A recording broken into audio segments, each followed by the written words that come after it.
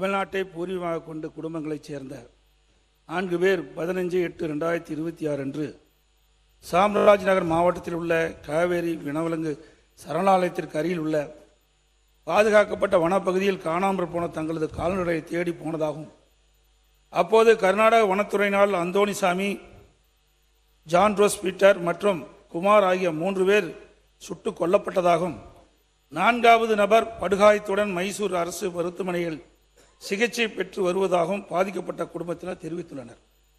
மான் வேட்டையில் ஈடுபட்டதால் இந்நிகழ்வு ஏற்பட்டுவிட்டது என்று வனத்துறையில் சுட்டதாக பாதிக்கப்பட்ட குடும்பத்தினர் தெரிவிக்கின்றனர். உயிரிழந்த 3 குடும்பத்திற்கு கர்நாடக அரசு அறிவித்துள்ள நிதி ரூபாய் 5 லட்சம் மிக குறைவு.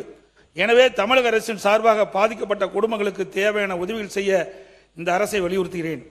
இது போன்ற சம்பவங்கள் மேலும் தொடராத வகையில் கர்நாடக அரசோடு தொடர்பு கொண்டு உரிய நடவடிக்கை மேற்கொள்ள தமிழக அரசு முன்வர வேண்டும். இப்பிரச்சனையின் உண்மை நிலையை தமிழக மக்களுக்கு தெரிவிக்க வேண்டிய கடமை இந்த அரசுக்கு இருக்கின்றது என்று கூறி அரசியலின் கவனத்தை ஈர்த்து அமைகிறேன். This is a federal structure. No state should interfere with any state's administration.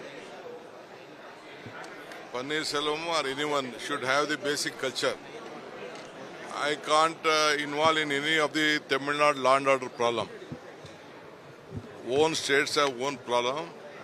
They should also know that we know how to protect our state. Let them do their job, we will do our job. I don't want to interfere with their administration. We have to protect our whatever the sanctity is there of our state.